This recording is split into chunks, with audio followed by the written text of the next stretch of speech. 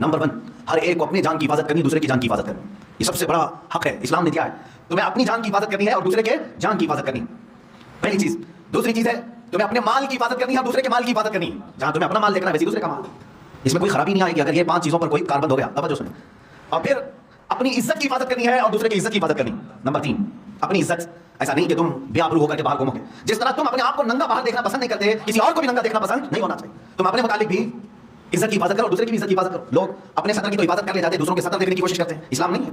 जान की हिफाजत अपनी और दूसरे की, माल की हिफाजत अपनी और दूसरे की, इज्जत की हिफाजत अपनी और दूसरे की। 3 चीजें हो गई। चौथी चीज अल्लाह के हबीब सल्लल्लाहु अलैहि वसल्लम की हदीसों से है, अपने नस्ब की हिफाजत करो और दूसरे के नस्ब की हिफाजत करो।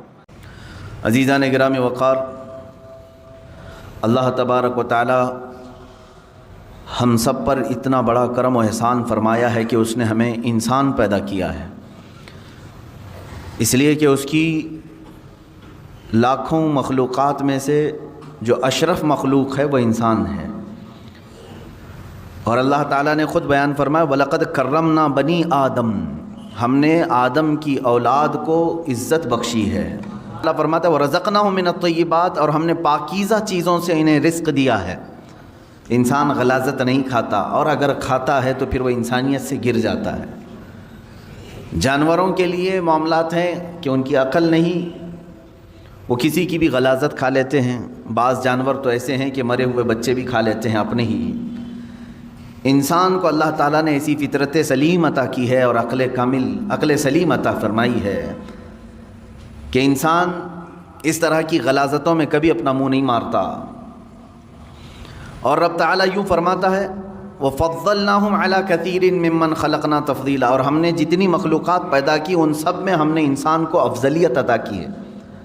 तो सबसे पहला शुक्र अल्लाह रब्बुल इज़्ज़त का इस बात पर हो कि अल्लाह ने हमें इंसान पैदा किया है। बल्कि आपसे अगर कहा जाए तो आप इंसान हैं, मैं इंसान हूँ, इतना ही हम जानते हैं।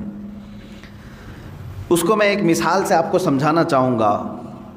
बर्फ़ किसको कहते हैं? आपके जहन में ये बात बैठी हुई, इसकी डेफिनेशन मालूम है? जो नहायत ही ठंडा होगा और सफ़ेद होता है। 2 चीज़ें तो आपको मालूम है, बर्फ़ ठंडा होता है और सफ़ेद होता है। मैंने ऐसे ही थर्माकोल का एक टुकड़ा ला करके आपको कहा ये है बर्फ़, आपने ले तो लिया लेकिन उसको फेंक दिया और कहा दिखने में तो बर्फ़ जैसा है लेकिन ठंडा नहीं है। तो क्या हर सफ़ेद चीज़ बर्फ़ हो सकती है? अगर उसके अंदर ठंडक नहीं है तो वो बर्फ़ है ही नहीं। तो इसी तरह से दिखने वाले जितने चेहरे हैं ये ज़रूरी नहीं कि इंसान ही हों। अगर उसके अंदर इंसानियत नहीं है तो फिर वो जानवर से गिर गया है। जी, अल्लाह ताला ने जिस इंसान की फजीलत बयान फरमाई वो बहुत आला है।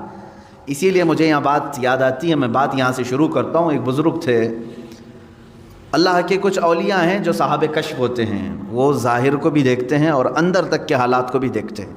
यह हदीस पाक से है।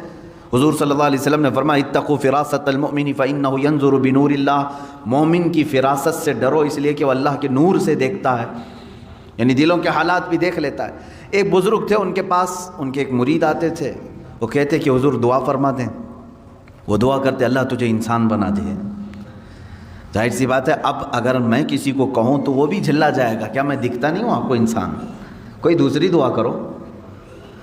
वो एक दिन दुआ के लिए कहे, उन्होंने दुआ किया। दूसरे दिन फिर उन्होंने कहा मुरीद ने कि हुज़ूर मेरे लिए दुआ फरमा दे। फिर मुर्शिद ने कहा अल्लाह तुझे इंसान बना दे। तो दूसरे दिन झल्ला करके कहा कि हुज़ूर हर बार आप यही दुआ कर रहे हैं, क्या मैं जानवर हूँ? मैं तो इंसान हूँ ही, मेरे लिए कुछ और दुआ फरमाए। उन्होंने कहा बैठ जा, मैं तुझे दिखाता हूँ। उन्होंने अपने सर से अपनी टोपी उतारी और उसकी सर पर रख दी। जैसे ही वो मुरीद उनकी टोपी पहना तो चीखने लगा, चिल्लाने लगा और इधर उधर उछल कूद करने लगा। लोगों ने उसे पकड़ा। शेख ने कहा कि या आप टोपी उतार लें उसके सर से। टोपी उतार ली गई। मुर्शिद ने, शेख ने फिर से टोपी पहन ली। कहा क्यों, क्या बात है, क्यों इतनी उछल कूद मचाए थे? उस मुरीद ने कहा कि हुजूर आप वही दुआ फरमाएं जो आप तक कर रहे थे। बता तो सही। लोगों को उसने रोते हुए बताया कि जैसे ही मैंने पीर और मुर्शिद की टोपी पहनी तो मेरे आज़ा जो है कुत्ते की तरह दिखने लगे, मुझे जानवर जैसी शक्ल मेरी नज़र आने लगी। तो मैं घबरा गया कि कहीं मैं जानवर बन तो नहीं गया। मैंने टोपी उतारी तो फिर मुझे सारी जैसी चीज़ें थी वैसी। ये क्या माजरा है? تو پیر و مرشد نے فرمایا انسان بسا اوقات برے کام کرتے کرتے جانوروں جیسا بن جاتا ہے، غلاظت میں اتر جاتا ہے، اور ہے تو حیوان، انسان بھی حیوان ہی سے بنا ہے، حیوان ناطق ہے، اس کے اندر جب غلاظت بڑھ جاتی ہے تو بسا اوقات یہ جانوروں سے بھی نیچے گر جاتا ہے، جس کے ہمیں دیکھنے کو نتائج آج مل بھی رہے ہیں، بڑے بڑے اس کی مثالیں، بڑی مثالیں بھی آج موجود ہیں۔ کوئی جانور اپنی برادری میں سے مادہ کے ساتھ اپنے جسمانی سکون حاصل کرتا ہے تو ٹھیک ہے، لیکن کسی کو پھاڑ دینا، مار دینا، قتل کر دینا یہ انسانوں سے ہوتا ہے۔ ایک مجبور لڑکی اگر درندوں کو مل جائے تو یہ جس طرح کی حرکتیں کر جاتے ہیں جیسے آج سرخیوں میں موجود ہے بہت سارے حالات، تو کیا یہ انسان ہیں؟ انسان کہلانے کے لائق ہیں؟ کتے بھی اپنی جسمانی سکون حاصل کرتے ہیں لیکن کسی مادہ کو پھاڑ کر کے ختم نہیں کرتے، جہاں ان کا جسمانی سکون حاصل ہوا وہ چھوڑ دے۔ جانوروں میں اتنا ہے، لیکن انسان کے اندر جب انسانیت گر جاتی ہے تو وہ جانوروں سے بھی زیادہ ذلیل ہوتا ہے، ان سے بھی زیادہ گر جاتا ہے۔ اس لیے میرے عزیزو، انسانی صفات پر باقی رہنا یہ بھی کمال کی بات ہے۔ اللہ رب العزت کی بارگاہ میں شکر بھی بجا لا اور دعا بھی کرتے رہو، اے اللہ تو نے ہزاروں مخلوق میں سے مجھے انسان تو بنایا، اے کریم خدا مجھے آخری دم تک انسانیت پر ہی زندہ رکھ، انسانیت ہی پر زندہ رکھ۔ اس لیے کہ پہلے کی بہت ساری مثالیں ہماری کتابوں میں یہ بھی ملتی ہیں، کچھ لوگ مر گئے اور مرنے کے بعد ان کے چہرے بدل گئے، کسی کا چہرہ خنزیر کی شکل بن گیا، کسی کا گدھے کی شکل بن گیا، پہلے کی باتیں موجود ہیں، انسانوں کو بنایا گیا ہے، قرآن پاک میں بھی موجود ہے۔ اللہ تبارک و تعالیٰ نے ایک قوم کو فرمایا کہ کونوا قردۃ خاسئین، تم دھتکارے ہوئے بندر بن جاؤ، وہ پورے کے پورے بندر بن گئے تھے، موسیٰ علیہ السلام کی قوم کے کچھ لوگ۔ تو انسان کبھی جانور بنتا ہے، یہ کب بنتا ہے؟ جب وہ اپنے اخلاق چھوڑ دیتا ہے۔ حضور اکرم صلی اللہ تعالیٰ علیہ وسلم سے پوچھا گیا قیامت کے دن سب سے بھاری عمل کیا ہے؟ آپ فرماتے میزان عمل پر رکھے جانے والا سب سے وزنی عمل انسان کا اس کے اخلاق حسنہ ہیں، اس کے کیریکٹر ہیں۔ یعنی ورلڈ لیول پر اگر کوئی بات اعلان کے طور پر پیش کی گئی تو سن 1948 میں یہ UN کے ذریعے سے ہیومن رائٹس کے لیے کچھ قوانین بنائے گئے کہ انسان پر کچھ حق ہیں، فنڈامنٹل رائٹس ہیں ہر ایک کے، جینے کا حق ہر انسان کو ہے، آزادی کا حق ہر انسان کو ہے، مذہب کا اختیار کرنے کا حق ہر انسان کو ہے، کمانے کا حق ہر انسان کو ہے۔ یہ 1948 میں بنائے گئے، پوری دنیا میں مشہور کیے گئے، لیکن وہ بھی آج تک سب جگہ امپلیمنٹ نہیں ہو سکے۔ لیکن حجۃ الوداع کے موقع پر حضور اکرم صلی اللہ تعالیٰ علیہ وسلم نے حقوق انسانی، ہیومن رائٹس کا جو خطبہ دیا ہے اس کی مثال آج تک نہیں ہے۔ تعلیم حاصل کرنے کا حق ہر بندے کا ہے۔ ہیومن رائٹس میں سب سے پہلے حقوق انسان کے کیا ہیں وہ اسلام کے نظریے سے میں پہلے بتانا چاہتا ہوں۔ اللہ کے حبیب صلی اللہ تعالیٰ علیہ وسلم کی حدیث ہے، کل المسلم علی المسلم حرام دمہ ومالہ وعرضہ، ہر مسلمان پر کچھ چیزوں کا حرام، آپ نے فرمایا کچھ چیزیں حرام ہیں، اس کا خون لینا تمہارے لیے حرام ہے، خون مطلب بلڈ ڈونیٹ نہیں، قتل کرنا، کسی کا خون کرنا حرام ہے، اس کا مال تمہارے اوپر حرام ہے، اس کی عزت تمہارے اوپر حرام ہے۔ کیا مطلب ہے؟ نہ تم کسی کا ناحق قتل کرو گے، نہ کسی کا تم مال ہڑپ کر رکھو گے، نہ تم کسی کی عزت کے ساتھ کھلواڑ کرو گے۔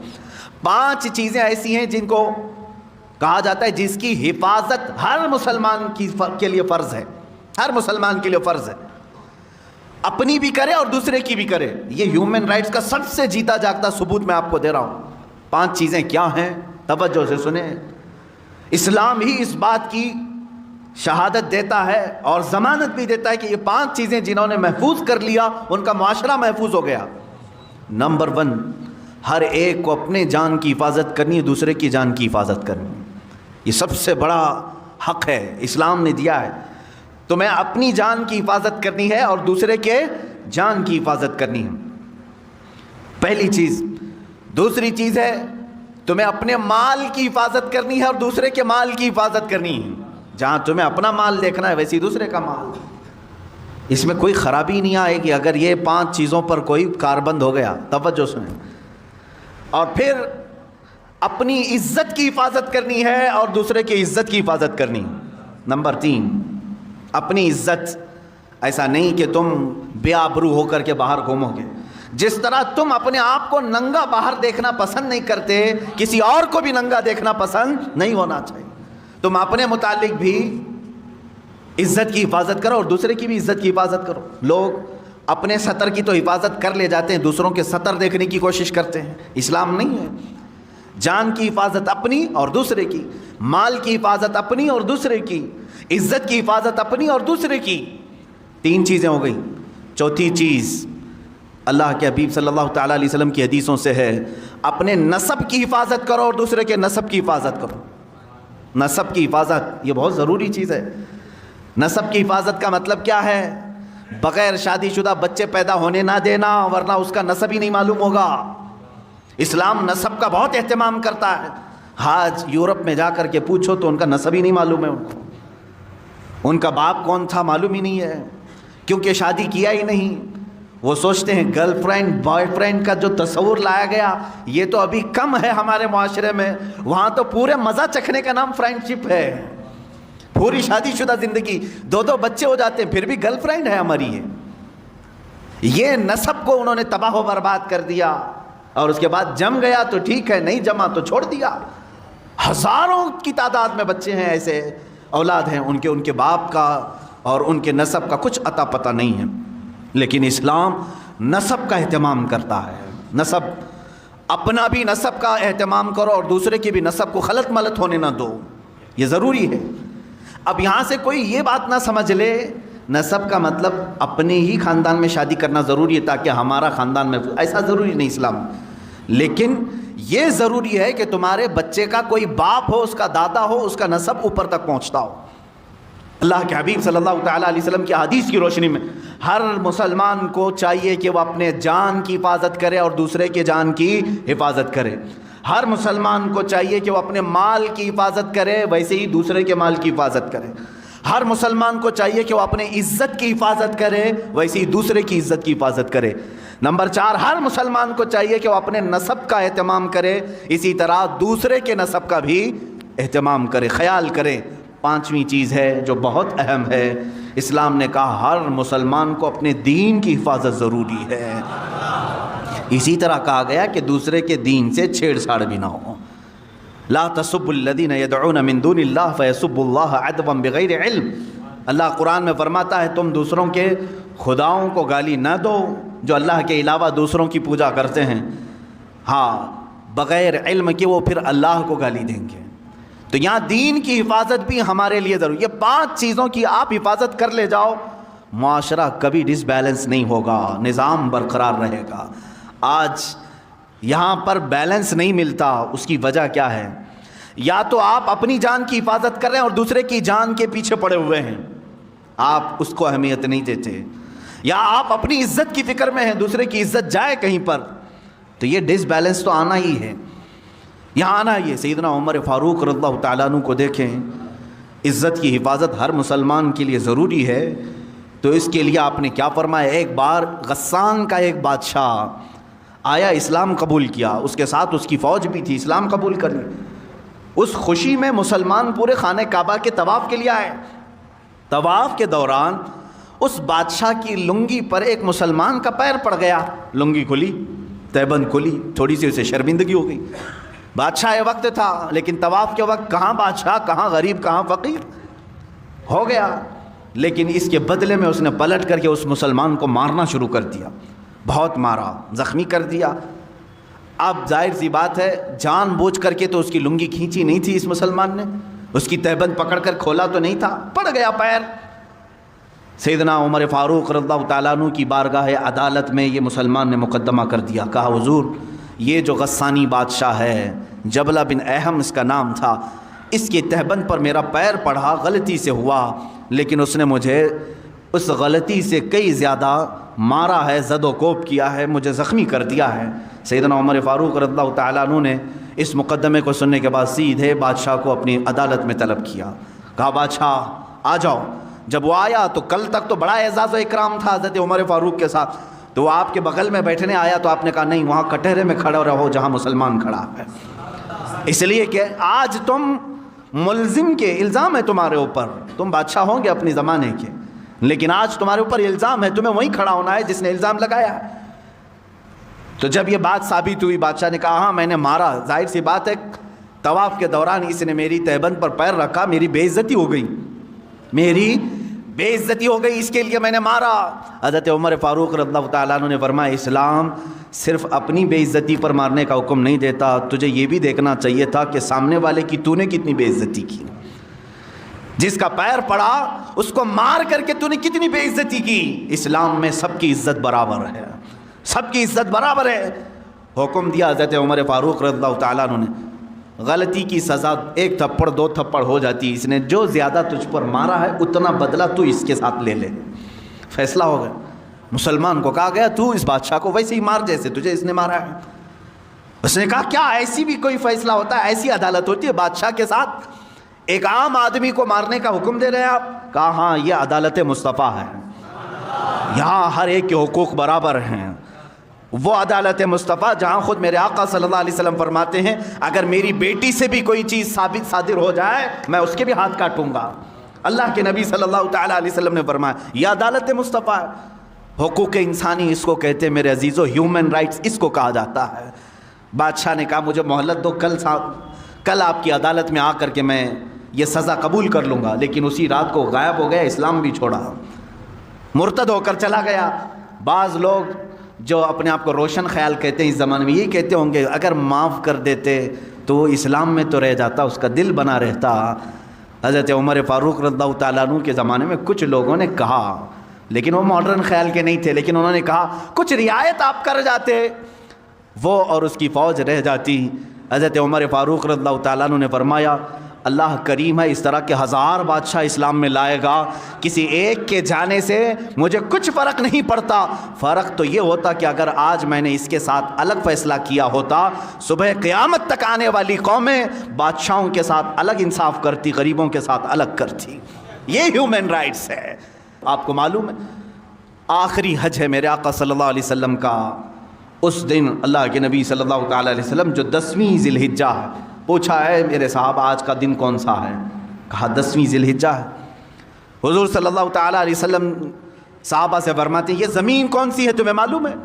کہا اللہ کی مقدس سرزمین بلد اللہ الحرام مکہ مکرمہ۔ فرماتے ہیں یہ گھر خانہ کعبہ جانتے ہو؟ کہا یہ اللہ کا سب سے مقدس گھر ہے۔ اب سنو میرے آقا صلی اللہ علیہ وسلم فرماتے ہیں اس مہینے کی جیسی حرمت ہے، عزت ہے ذی الحجہ کی، اس شہر کی جیسی عزت ہے، اس خانہ کعبہ کی جیسی عزت ہے۔ حضور فرماتے میرے نزدیک ایک مومن کی عزت اس سے بڑھ کر کے ہے، ذی الحجہ کے مہینے سے بڑھ کر، بلد اللہ الحرام سے بڑھ کر، خانہ کعبہ سے بڑھ کر ایک مسلمان کی عزت کو اللہ کے نبی نے اتنا بلند کیا۔ اگر ہم خانہ کعبہ کی عزت کو نہیں اچھال سکتے، پسند نہیں کرتے، اسی طرح ہمیں کسی مسلمان کی عزت پر بھی حملہ نہیں کرنا چاہیے۔ یاد رکھیں قیامت کے دن ان معاملات میں پھنس جائیں گے۔ اب سنو تم بہت بڑے یہاں 1,00,000 2 لاکھ کھا کر کے ڈکار تک نہیں لے رہے ہیں، 1 درہم کی بات کرتا ہوں، 2 درہم کی بات کرتا ہوں۔ مدینہ رسول ہے، اللہ کے حبیب صلی اللہ تعالیٰ علیہ وسلم کی بارگاہ میں ایک صحابی رسول کا انتقال ہوا، جنازہ آیا، جنازے کے لیے صفیں کھڑی ہو گئیں۔ اللہ کے حبیب صلی اللہ تعالیٰ علیہ وسلم آگے بڑھے، جنازہ پڑھانے سے پہلے میرے آقا صلی اللہ علیہ وسلم نے پوچھا اس پر کسی کا قرض تو نہیں تھا، اس پر کسی کا حق باقی تو نہیں تھا؟ تو ایک جماعت میں کھڑے صف میں ایک صحابی نے کہا ہاں یا رسول اللہ یہ میرے 2 درہم باقی چھوڑ گیا ہے، میرے 2 درہم اس کے پاس تھے، ادا نہیں کیا اور موت آ گئی اس کی۔ اللہ کے حبیب صلی اللہ تعالیٰ علیہ وسلم کے الفاظ سنو، حدیث پاک میں موجود ہیں، صلو علی صاحبکم ولا اصلی علیہ، اے لوگو تم چاہو تو نماز پڑھ لو، میں اس پر نماز نہیں پڑھوں گا۔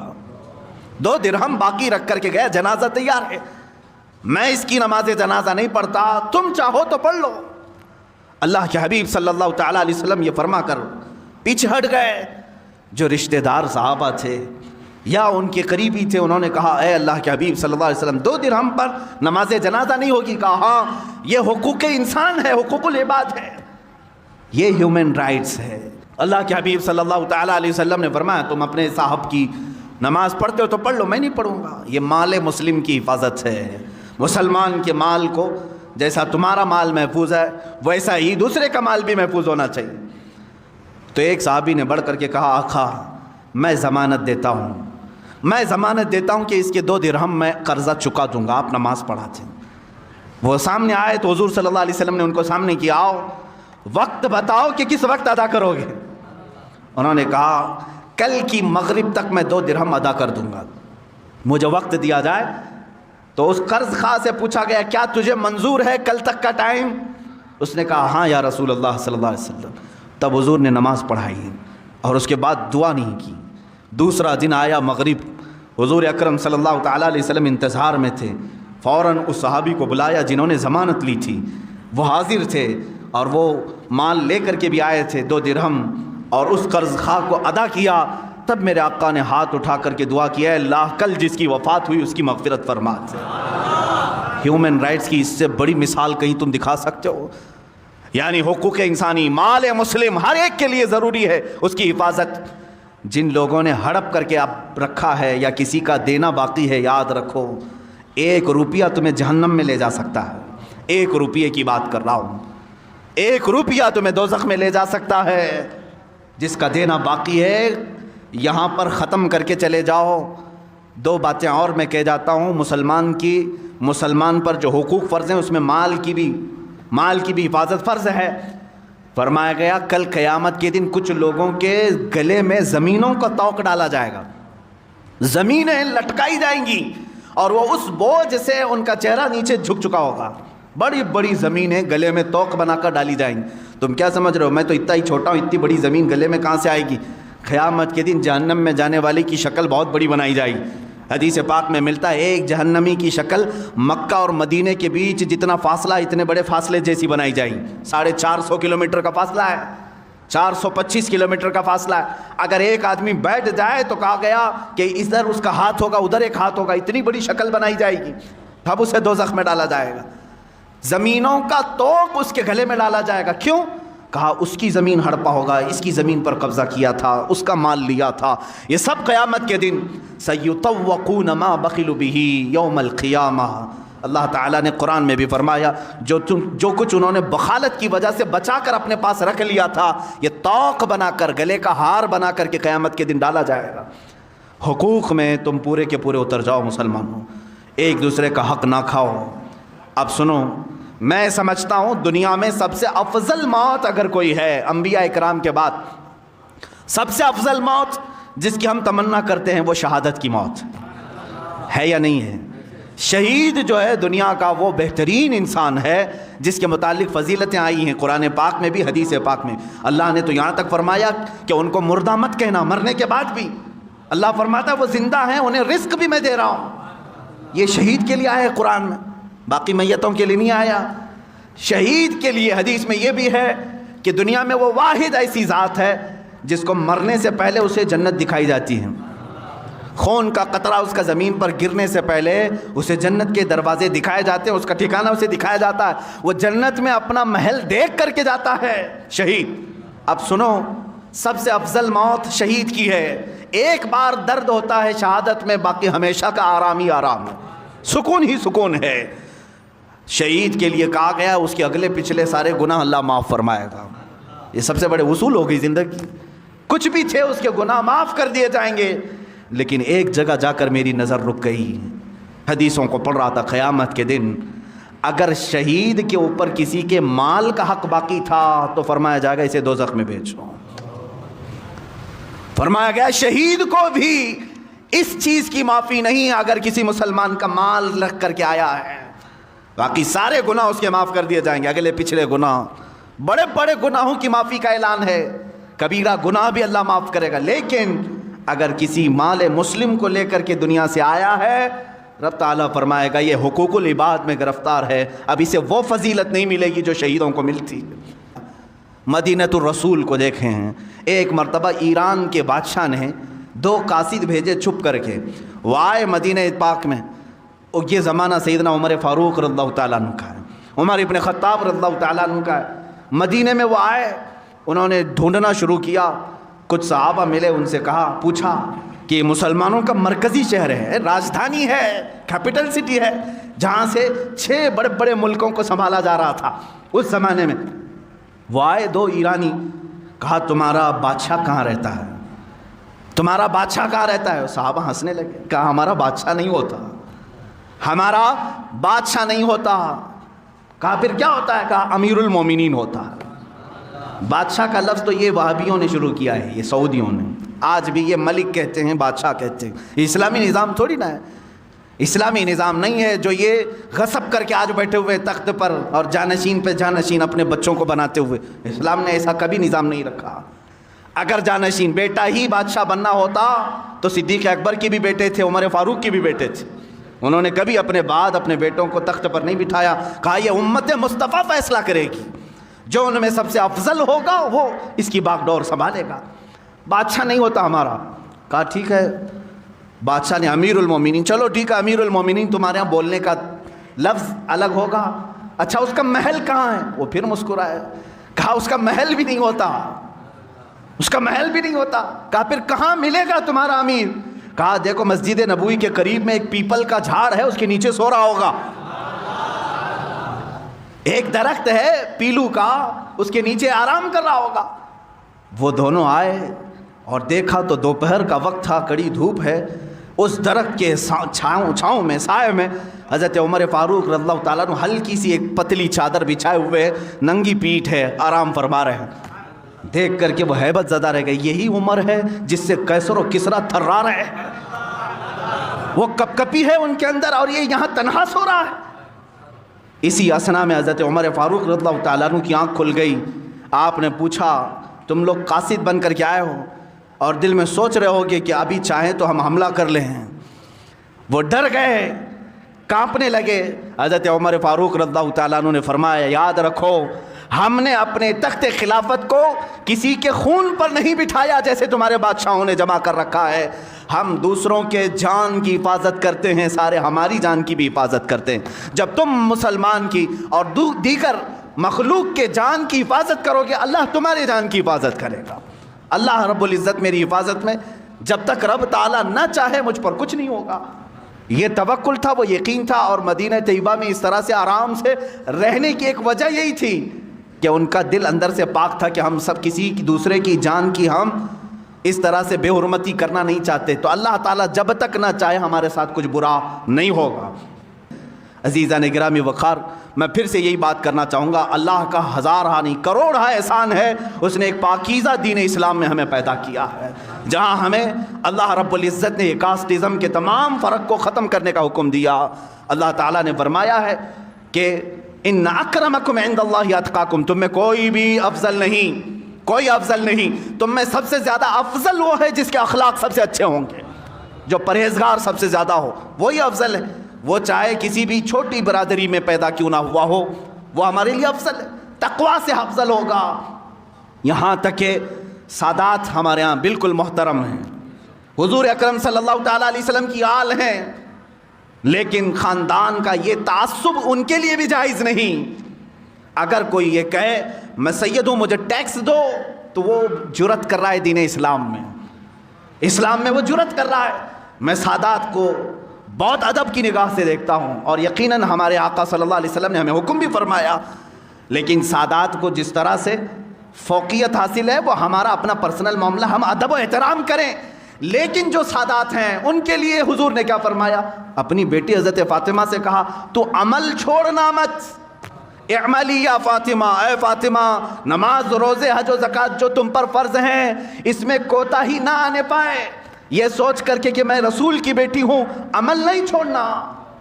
حضور نے اپنی بیٹی کو حکم دیا ہے، بعد کے آنے والی اولاد پر تو اور بھی زیادہ فرض ہے۔ عزیزان گرامی، کاسٹزم یا یہ خاندانی تعصب، اس چیز کو اگر کوئی لے کے آتا ہے یہ خان ہے، یہ پٹھان ہے، یہ مرزا ہے، یہ سید ہے، یہ تمام تصورات اسلام میں نہیں ہیں میرے عزیز۔ ٹھیک ہے پہچان کے لیے کوئی خاندان ہو سکتا ہے تمہارا، الگ تعارف کے لیے کوئی تمہاری برادری ہو سکتی ہے، لیکن کسی برادری کو کسی پر فوقیت حاصل نہیں ہے۔ اگر ایسا ہی ہوتا تو میں نے دیکھا ہے سادات ہمارے ہاں افضل خاندان ہے، اس میں ہمیں بھی معلوم ہے، لیکن جب بغداد مقدس کے سلطان الاولیاء سیدنا عبد القادر جیلانی قدس اللہ سرہ شریف کی بارگاہ میں جاتا ہوں، دیکھتا ہوں یہ سلطان الاولیاء ہے، قطب الاقطاب ہے، شہباز لامکانی ہے، قندیل سمدانی ہے، سارے ان کو اللہ تعالیٰ نے مقامات و مراتب عطا کیے۔ اب ظاہر سی بات ہے جو خود ولیوں کا سردار ہو وہ سادات میں سے بھی ہیں، حسنی سید ہیں، حسینی سید ہیں، ماں اور باپ دونوں کی طرف سے سید ہیں، ساری افضلیت جمع تھی، لیکن جب بیعت کرنے کی بات آئی کس کے ہاتھ میں آپ نے ہاتھ دیا؟ ابو سعید مخزومی رحمۃ اللہ تعالیٰ علیہ، جو سید نہیں تھے، غیر سید کے ہاتھ میں آپ بیعت ہوئے۔ اب ہندوستان کے سلطان غریب نواز کی بارگاہ میں دیکھیں، سلطان الاولیاء یہ خود بھی سید زادے ہیں، سرکار غریب نواز آل رسول میں ہیں، عطائے رسول بھی ہیں، لیکن پیر و مرشد خواجہ عثمان ہارونی سید نہیں ہیں۔ اسلام نے یہ ہمیں بتایا ہے کہ ہمارے ہاں خاندان افضل ہیں، لیکن اگر کوئی غریب نواز کا پیر بن سکتا ہے غیر سید، غوث پاک کا کوئی پیر بن سکتا ہے غیر سید، تو اسلام یہی بتانا چاہتا ہے تم میں افضل وہ ہے جس کا تقوی زیادہ ہو۔ جان کی حفاظت، اپنے جان کی حفاظت، ضروری ہے خود کو ہلاکت میں ڈالنے کی اجازت اسلام نے نہیں دیا، سوسائڈ کی تمہیں اجازت نہیں، آتم ہتیا کرنے والے کی بہت بڑی وعید آئی ہے، جس نے خودکشی کی وہ سیدھے جہنم میں جائے گا۔ تمہیں اپنے جان کی حفاظت کرنے کا حکم دیا گیا۔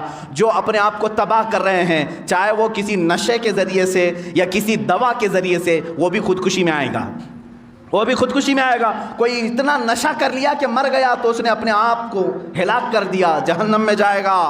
خودکشی کرنے والا، اپنے جان کی حفاظت کرو اور دوسرے کی جان کی حفاظت کرو۔ نمبر 2، اپنے مال کی حفاظت، اسی طرح دوسرے کے مال کی حفاظت، اس کے مال میں تم خورد برد نہ کرو اور اپنے مال کو بھی ضائع ہونے نہ دو۔ نمبر 3، اپنی عزت کی حفاظت کرو، اسی طرح دوسرے کی عزت کی بھی، جس طرح تم اپنا سطر کھلنے نہیں دیتے اسی طرح دوسرے کا بھی سطر کھلنے نہ دو۔ اپنے گھر کی عورتوں کی جیسی تم حفاظت کرتے ہو، دوسری کسی عورت پر تمہاری نگاہ بھی نہ پڑنے پائے۔ میری بہن جتنا میرے لیے عزیز ہے، اسی طرح دوسرے کی بھی بہن اس کے لیے عزیز ہوتی ہے۔ میری ماں جس طرح میرے لیے محترم ہے، اسی طرح دوسرے کی ماں بھی میرے لیے محترم ہو۔ ہم سب کی عورتوں کی بھی حفاظت کریں۔ یہ 3 چیزیں ہو گئی۔ نمبر 4، اپنے نسب کا اہتمام کرو، حفاظت کرو کہ نسب خلط ملط نہ ہونے پائے۔ نمبر 5 ہے اپنے دین کی حفاظت کرو، دین میں کبھی کوئی دراندازی کرنے نہ پائے۔ تم آج دائرہ اسلام میں ہو، اس بات کی ہمیشہ کوشش کرتے رہو جب میری آنکھیں بند ہوں تو دین اسلام پر بند ہو، میں اٹھایا جاؤں تو میرا جنازہ اسلام پر اٹھایا جائے۔ اللہ رب العزت ہمیں ان 5 چیزوں کی حفاظت کی توفیق عطا فرمائے۔ وآخر دعوانا ان الحمد للہ رب العالمین۔